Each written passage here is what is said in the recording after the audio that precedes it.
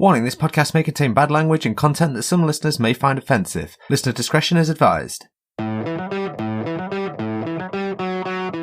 Welcome, one and all, to Dice Heads, your one-stop podcast and media centre for all things dice and tabletop gaming. At Dice Heads, we aim to make everything accessible, so no matter who you are, everybody games without discrimination. So come join us and become part of the all-inclusive gaming revolution that is Dice Heads.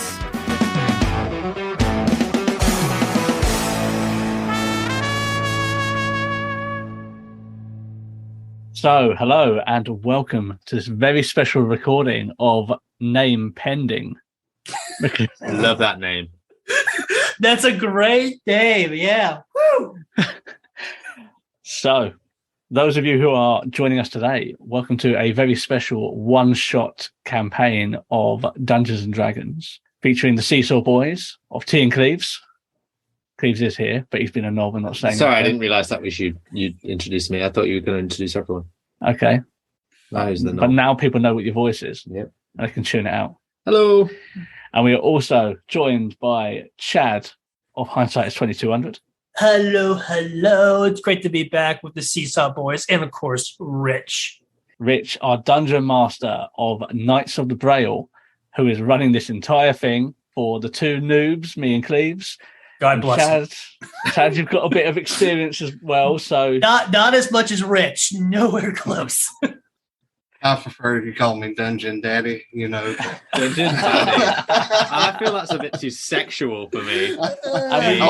You're about to get screwed. I don't know how I feel about that. I wasn't asked. Dungeon Daddy. It doesn't matter how you feel. I'm the voice in your head. Well, as mentioned, me and Cleaves have no experience at all. Chad has some experience, and Rich, because you are the poster child of The Dungeon Daddy. The Dungeon Daddy. You have more experience than all of us. So, I mean, I can just about spell Dungeons and Dragons, but you've devised a very tasty campaign for us. So, Daddy, take it away. Don't. Don't do that. Don't give me that lip, boy.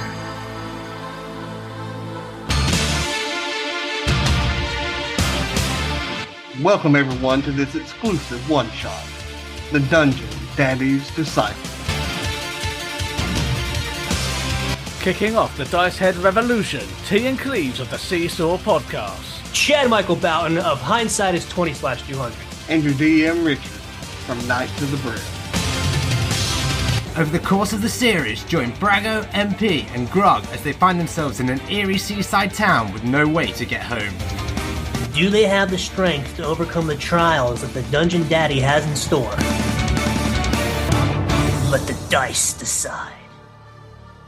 As I do with my sessions that I have, we go around and introduce ourselves, tell us a little bit about your character.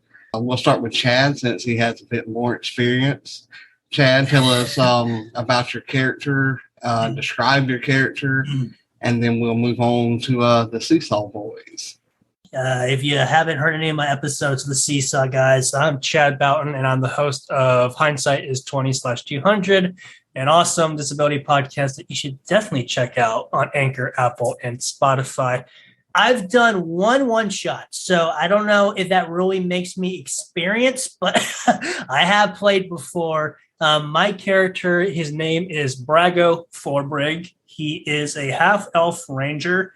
And basically, the story that I created for my character in the previous one-shot was basically my character was born to a human mother from nobility and a half-elf merchant.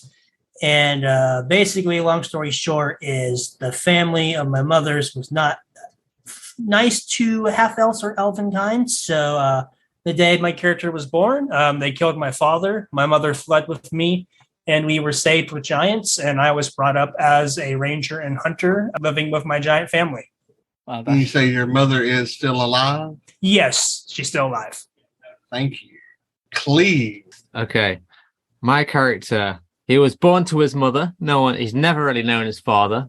or what went on with the actual conception there. Born to the mother. That would have been confusing otherwise. What did I say? You said born to the mother. Of course it's fucking going to be. Okay. Well, it's born to the mother, all right? Fuck you guys. Right. He's born to a mother. He doesn't know who his father is, how he was born. He's born in a really shitty seaside town. Eventually, he's grown up with his mother in the slums, and you know, he can't get by himself because they're really poor. So his mum teaches him how to sort of grift and steal and pickpocket a little bit till about the age of 7. Then they're in a little bakery, and a couple of gang members within this crappy seaside town get into a fight. One accuses the other of stealing. Anyway, his mum gets killed as collateral damage, and then he gets taken in by a gang himself called the Razor Trees. Anyway, he grows up till about the age of 20 within this gang. He learns how to use their particular weapons and styles, and he picks up from various gang members how to pull longer cons, do grifts, and just basically hone his skills as a thief and pickpocket. Becomes best friends with a guy called Palm. Good lad. Anyway, these two are getting so in with the gang that the gang leader decides these guys threat to my leadership. Puts a hit out on them, John Wick style. Palm gets killed. And my guy, who I've not mentioned the name of until now, he's called MP, has to flee. Leaves his best friend to die, gets on a ship. And that's where I'm at. Oh, I love all the information you're giving. I would say it's going to be bad because he says that. But I'm pretty sure he's going to use all of the information we've given him to our disadvantage. That's what I'm hoping. So I think I'm rounding this out. So my character is a dwarf named Grogswill. Used to be a noble, got absolutely messed up on various drugs and things he thought was drugs, as well as alcohol and things that he thought were alcohol. Then there's a big gap, and then we end up where we are now. So good at hitting things, being a barbarian, just hitting things and getting fucked up. So finds himself in the situation from falling asleep and waking up on a boat. Nice. I probably should mention that my guy was human as well. There's a lot of gaps in the backstory of my character. Purposely. Yeah. Is that because of the drugs and alcohol? Oh, yes. Absolutely. Absolutely. All we know is that they came from money and they currently have none and need more money to get drugs. So, I'm going to start off with Chad. Chad, tell me your character's name again. I'll do my best to try to use your character's name, but I'm not going to promise anything. Yeah. So the first name is Brago, Brago. Okay. One night while you're asleep, it's getting near the summer solstice, and while you're asleep in the woods, having gone off to track some animal for food for the village that is near you, you have not talked to your mother in several years, and in a dream that you're having, the sky is black, what you see is black. It's almost as though you're standing on absolute nothingness. No stars, no light, no kind of shades of gray. All there is utter blackness. But as you begin to walk towards something, you hear the voice of your mother speaking to you, and it's more or less memories that are flashing of her telling you that she loves you, how proud she is of you, how she wishes that y'all could have spent more time together. And as you continue walking, it's as though you're walking towards her voice, and things begin to appear to you. A dirt road that is gray, and all of these colors will be dark, gray, black. You may get a dark blue, but you see leafless trees swaying even though there is no breeze. And you hear the cry of your mother as you see a village appear before you. You cannot make out the buildings. Specifically, you see shapes in the blackness. And as you look, you hear the sounds of waves slapping up against the shore, up against a dock. You hear the creaking of ropes as a ship is tied to a dock. You can see the barest outline of this ship. And the last thing you hear is your mother crying your name, asking you to set her free. And as your eyes pop open, you're in the village that was in your dreams. You're nowhere near where you went to sleep at. Man, I should have never drank last night. Drugs and alcohol. Exactly. And as we move to Cleaves, tell me your character's name one more time. MP, literally 2 letters. Two letters. Okay. Mary Poppins. Yes. Mary. I was thinking mostly anything. pathetic, but you know. As you're with this gang and, you know, going around and robbing different people and, you know, trying to make not necessarily a name for yourself, because a rogue that is named is one that is not doing the right job that he has chosen to do for his life. But you have robbed from several rich people. You've robbed from poor people. It does not matter to you who you get it from or how you get it. But one night, as you have tracked this one specific person, you are going in not for the kill, but for the steal, so to speak. And you hear your best friend's voice that you had left behind, that you had thought dead.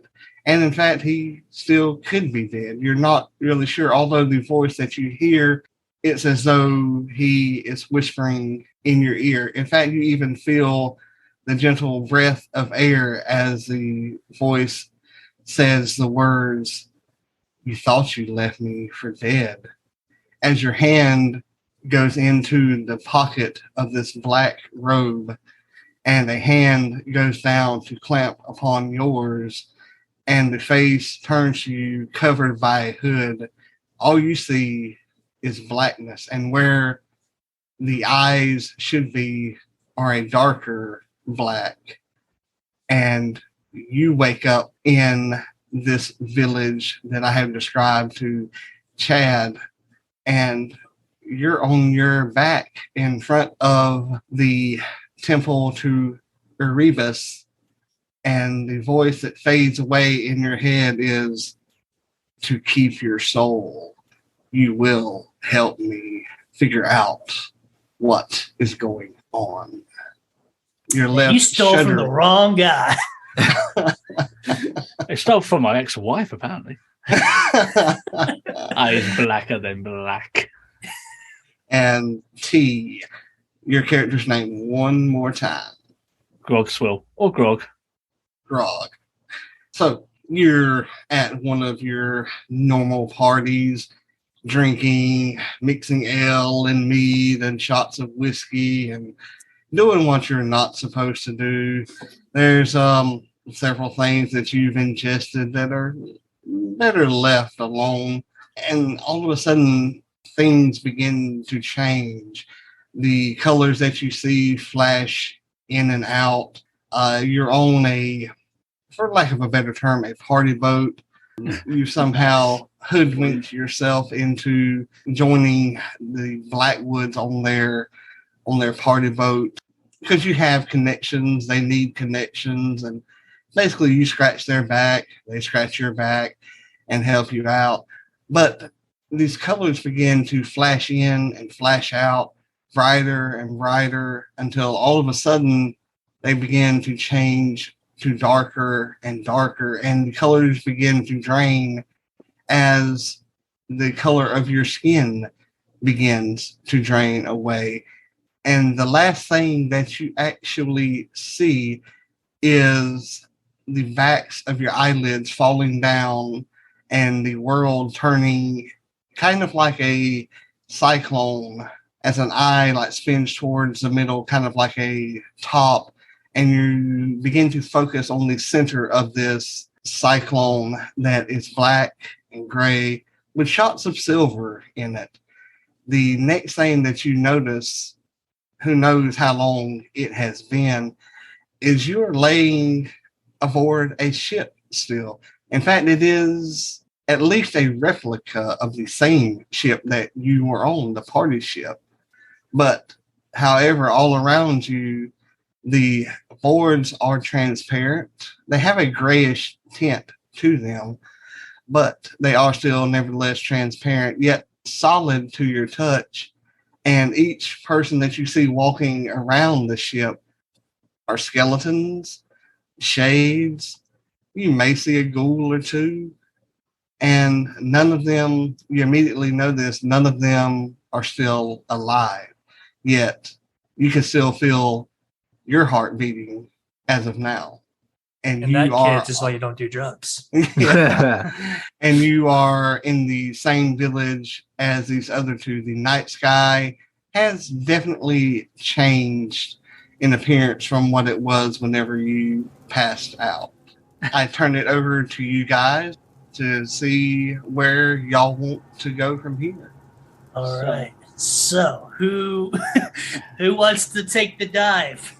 Fine, I'll do it. I'll wake Okay. up, man. Where the fuck am I? Let me just get my shit together for a second, and then traipse around the nearest buildings. Let's find out, because there all seem to be sort of. I'm in this village, but it seems to be a bit dodgy and a bit broken down. So I'm going to look for the nearest tavern, try and get something where there's going to be a lot of people. Maybe I can find out where I am and what I'm doing, well, how I've got there, and if anyone else has been doing the same thing. Also, fancy a bit of a drink, why not? After the night I've had, maybe a whiskey would calm my nerves. Yeah, so, I arrive in the village having thought that I was listening to my mother give me directions to find her almost. Like, it sounded like she was trying to, have me come to her rescue. And, of course, I arrive in this village, I come back to my senses, and I'm just kind of at a loss because, of course, I was just asleep in the woods, having failed a hunt. So, I was exhausted from the day. So I was just taking a nap. And then now here I am in this, abandoned village, almost like a seaside port. I have no idea where I'm at. So I as well am going to start, just walking around, just seeing what I can find, see if there's any people that I might be able to interact with. And of course, I had the same idea. I'm going to go towards an area where I think there might be a lot of activity and maybe a lot of actual people. So I as well will head towards a tavern to see if I can get any information from whatever locals I can find. And you know what? I'm a bit parched for my walk, so maybe I'll get some ale as well. So, there's no surprise. Grog wakes up, murderous hangover. But that's not new for Grog. Grog knows what a hangover is, and he also knows the cure of it. So this raggedy-ass town has to have a bar, has to have somewhere that he can score some little something, hair of the dog. So, start walking about, very shaky, on the feet, but aim for that tavern, because there's nothing picks up Grog better than some grog, or some ale, or some mead, or some whiskey. All at the same time. or some boot polish that's been melted down, mixed with water, and then drunk. As you all enter into this village, MP already being in the village in front of the temple, you all get close to one another nearly at the same time, but you all spot the tavern and the sign above it written in a snake that is curling to spell out the name of the poisonous bite, with two fangs that are dripping venom into mugs, swings in a non-existent breeze. None of you see anybody in this village. In fact, the only person that you have seen is each other. But you all do hear slight moaning and sounds as though someone is following you. Grog would think that, it's just his normal pounding headache. But you all do hear the sound of footsteps stomping slowly and dragging behind you. So I suppose the first thing I ask is, these fine gentlemen, do you have some alcohol or money for alcohol? I'm sorry, mate. I'm instantly twitchy. I've been John Wicked at my last place. People are following me everywhere I need to be. I am twitchy. When I hear people coming after me, I hear those footsteps. I'm looking around everywhere, looking at every exit, looking at every entrance, seeing who's going to be here. I haven't really got time for you. I dismiss you almost. Okay. I don't have any money for you. Okay. It sounds like I need to find out who's about to kill me. I, on the other hand, respond basically saying, well, if you introduce yourself to me first, then I might chance you with a response. Grog cares not for you tall people. Grog cares for Grog. Well, I might have responded in kind to you had you shown me any sort of just common decency, but because you so rudely say that you care for only yourself and alcohol and whiskey, or shoe polish melted and been watered, I will refuse to acknowledge you, and instead I will look at the twitchy man that I see standing alongside us, and I will acknowledge him and ask for his name and see if he's willing to introduce himself.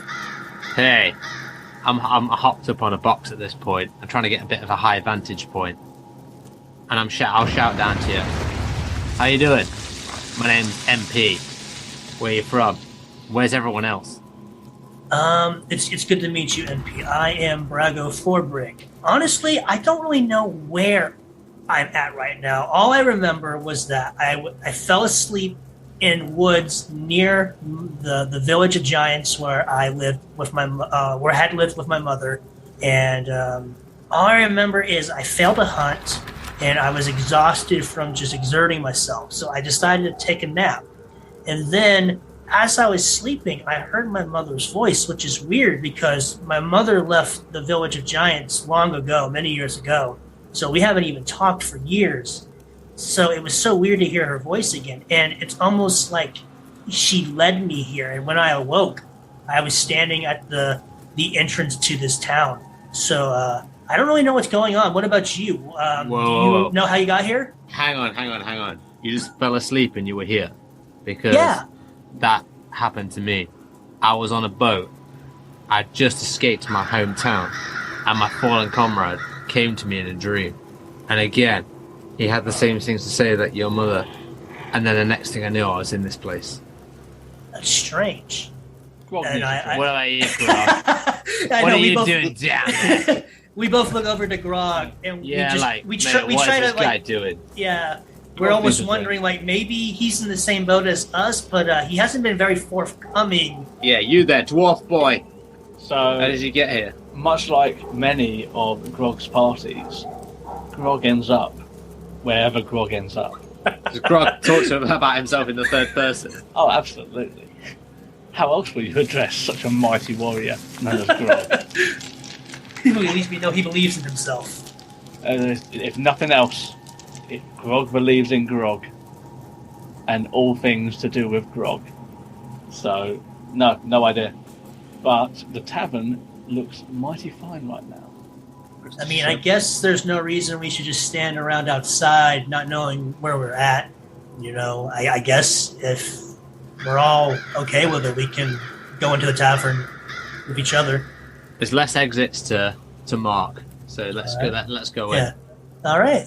Let's all go in. Maybe there might be some leftover alcohol to help calm our nerves until we figure out what's happening. Wait.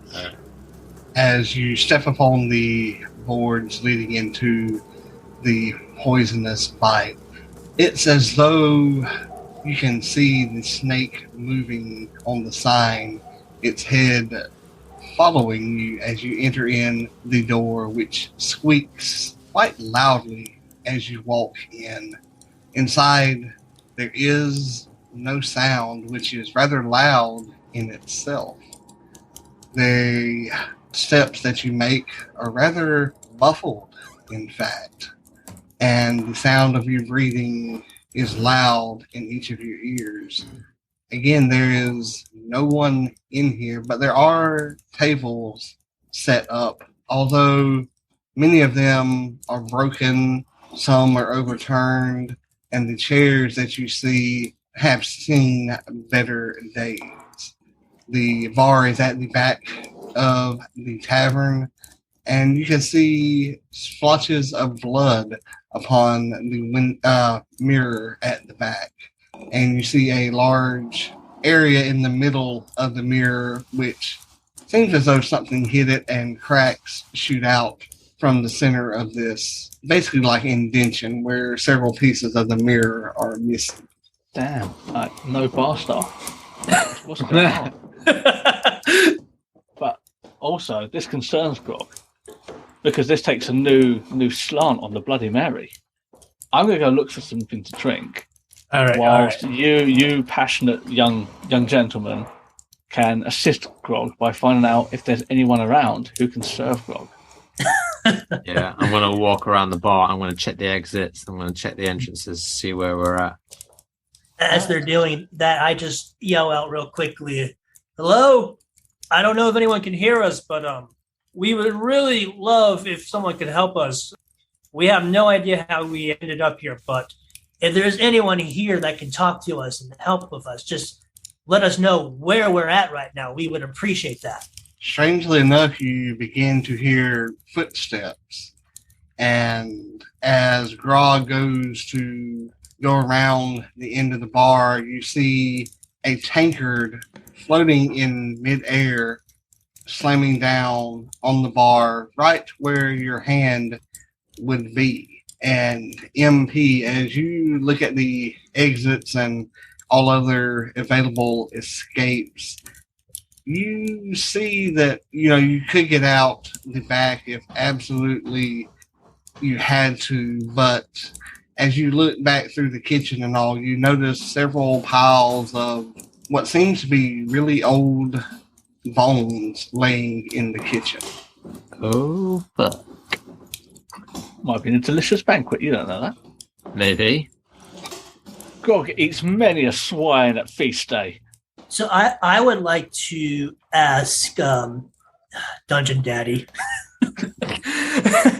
You said the tankard was floating in midair and slammed right down where Grog's hand would have gone to reach out to see if there was any alcohol around him. Of course, okay, go ahead. More or less like he was setting the tankard down to be filled, not like in a malicious way. Okay. So was he lifting it, or was it floating in midair? It was floating in midair. Okay. And then for MP, he's in the kitchen right now, you said? He had looking around, I guess. Yeah, he was looking, and in the kitchen was a way of escape, and that's where he saw the piles of bones. Okay. That he could escape through there if absolutely had to. I just want some more context a little bit. I guess I will acknowledge Grog, because as I'm standing there shouting, I see the tanker floating in midair. And of course, I'm just like, okay, what the hell is that floating in midair? So I try and yell out to Grog. I'm like, yo, Grog, I know you're probably not in the best state of mind, but I'm not the only one that saw that tanker floating in midair. Am I right? Oh, I saw it. Oh, MP, where were you? Were you looking for an exit? Oh, I'm looking around, but I see it, man. Did you find anything while you were looking for an exit? Just a way out. Okay. So Grog does not see many things, but in this instance, Grog did see that, because at this point, I have not consumed anything in at least 12 hours. So it's safe to say that I saw that, and providing that you two saw it, it's real. But what I'm more concerned with is if there's anything consumable in this bar. And I'm going to ask the Dungeon Daddy whether there is anything in this bar that I can drink. roll me an investigation check. Hey, first roll. Ooh. Let's go. Okay. These are the things that I'm quite 100% sure how to do. So I'm good Hey, at this shit. is All this is the fun of the one shot. We're all new to this. We're all visually impaired, and we are having a good time with this one shot. Yeah, Yeah, I've never run a game before. I have no idea what I'm doing. Oh yeah, whatever, Daddy. Okay. 4. 4? 4. You ain't gonna find shit. Like as in a single digit 4. You ain't gonna find shit. You know what? You find a bottle that is laying on its side, although there is no lid on it. There is liquid inside. Hard pass. You look at it and I go, mate, I found a cupboard back here. It looks like it's stocked full to the brim with good shit. No, fuck it, I'm gonna drink it. You're gonna drink the dodgy bottle, are you? I need something, man. I need something. I mean, what you can see, it might be an illusion. Grog will consume this. No. It's a cupboard. It just needs the lot bashing off, and then jobs are good. Roll me a Constitution save. Oh no. Who? All of us or No, MP? just Grog. Okay, just Grog. Because he's drinking. He's Gotcha. drinking The dodgy alcohol. Gotcha. And Gonna get a natural 1. MP a 12. Give me just a second. There you go. That's better. MP, roll me an investigation check to see if you really did see that cover. For those who've never played, you do, and with some skills, depending on your class, you'll have plus and minuses. So you might have an advantage when you're rolling for investigation. While you're looking for that, I will tell what our dearest Grog gets from. All right, I'm interested in this. From this drink. As you turn the bottle up, the liquid slowly comes down the neck of the bottle.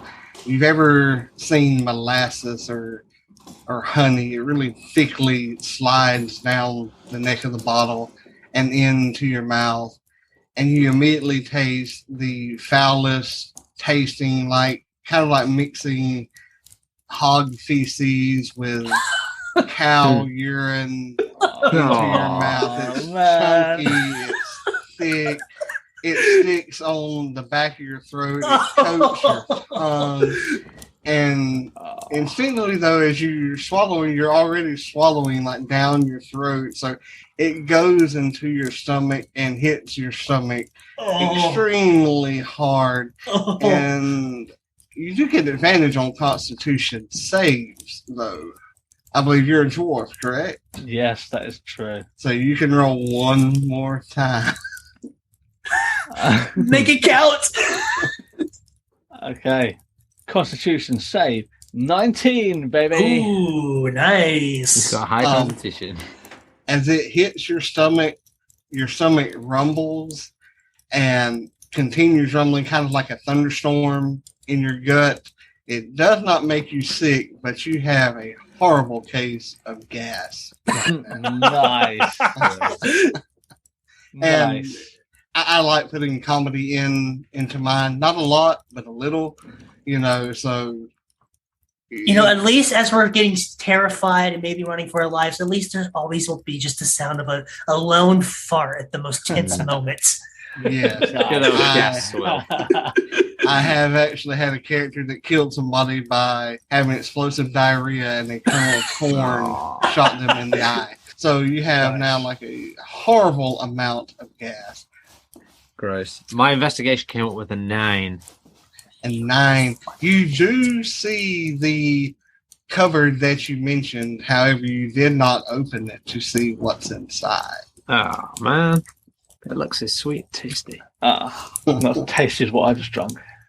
All right. I don't know. We don't know. Can we try and crack this keg? I mean, ghost beer, that sounds sweet. Yeah, I'll say there's a keg back there. It stands to reason there's what about the floaty one? Can we try and open the floaty keg? Wasn't it a tankard? It was a tankard. Yeah. Oh, okay, fair. So ghosts want beer too. I would rather investigate it. All right. Go for it, Chad. All right, let me Mr. get Investigator. As he's doing that, your stomach rumbles, and it's like, The second worst diarrhea I've ever had. you know, like the morning after you really thrown one the night before. Nice. That's every night for Grog. Yeah. Or as we call it in the South, the bubble guts. Okay, so I got a 19 or plus 1, so a 20. 20. It is a regular tankard. Nothing magical about it. I mean, it's rather old, but you know, it definitely comes from this bar. I mean, there's nothing. So nothing to tell us, like no signs. So like it just floated, and we have no reason to know why. Yeah, no reason. Look, I mean, guy. no string that was holding it. Or anything. Right. Guy with a fishing line. Look, other than the fact that we can drink here, maybe we should look at the temple next door where I woke up. See if anything's going on there. Yeah, it's so weird. The floating tankard. There seems to be no one here, but it stands the reason if we were able to break the lock on that cupboard that we might find something in there. But I just find it strange that since arriving here, I have seen no one but you two, and here we are in this tavern. There's a floating tankard. Alcohol strewn about. There's blood that we see on the bar. I mean, what in the world is going on? Grog agrees, and Grog doesn't feel well and could do with some fresh air. So, yeah, maybe we should get back outside and try looking at the temple that you said that you woke up around, MP. Yeah. As you go to exit the poisonous bite, you don't know about the skeletons in the kitchen. However, MP would, and you all would hear clattering coming from back there. While he may know what it is, the other two of you have no idea. And right. I will take a couple of liberties here and say that Grog thinks it's his stomach clattering. As long as everybody's cool with that, I'm not going to do anything to hurt your character, but I will throw a little flavor in there every once in a while like that. yeah. No, I think it's funny. So Grog will have to react. Oh, that was a tasty meatball. I don't know why he knows idioms of Italian people. But he's well-travelled and well-drunk. But, of course, you two obviously don't want me to have gas around you. So. You stand over there. In my head, I've heard something in the back doors, and I've seen the bones, and I'm thinking, fuck, let's just get out of here, man. That doesn't sound good. Let's just keep going. Someone's after me. Okay, that makes sense. You know, I don't say anything. I do notice and recognize that I have heard something. I don't know what it is. I don't like it, but I will ask both Grog and MP if they heard. Because, did you guys hear? It sounded almost like clacking, clattering, almost like, I won't say like dishes, but it was definitely like some type of like hard material clacking together. Am I the only one that heard that as we are trying to leave this tavern? Oh, mate, I got that. Yeah. So where was this? Kitchen bound. So potentially it could be a Weatherspoon's employee. Let's go to the kitchen because they'll know where the beer is. Oh, all right. Come on, man. I mean, he's not wrong. I mean, we have no idea of knowing if there is someone in here. I mean, no one responded to us. We've apparently have all noticed something very strange is happening, at least in this tavern. Mate, for now, I'm going to be like, mate, if you want to go back in, all on you. I'm going to wait outside. I'm going to see what this temple's about. I'm going to be kind. I'm going to be like, mate, if you want to just grab a beer, just go in, grab a beer, come back out. I'll see you in 5. That shit sounds not like my jam. All right, so I guess MP will decide to leave us and get outside the tavern. Grog and I will stay back at least for a little bit and discuss whether we want to go and check on the noise. answer me this: are y'all inside or outside of the tavern? I'm outside. I feel like you guys are going back in just to double check. Yeah, I knew MP was outside. Yeah. MP's no longer with us. He's left us long ago after saying, like, I'm not down for this. I'm too paranoid after what's happened to me. If you guys want to look, you can. So he's already left us. We don't know if he's waiting for us outside or he's already left to the temple. But Grog and I are still in the tavern. Yes.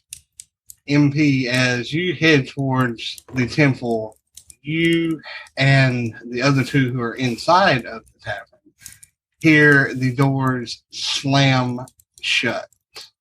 And as the two of them walk back towards the kitchen, that's when the door slams shut.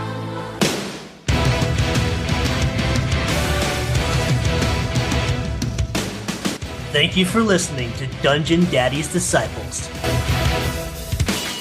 Music used during the one-shot Dungeon Daddy's Disciples provided by Michael Gelfie of Michael Gelfie Studios. Transcription was provided by Kimberly Kaiser. Links are in the show notes. You can find the Hindsight Disciples over on Twitter at 2200 Hindsight and on Anchor.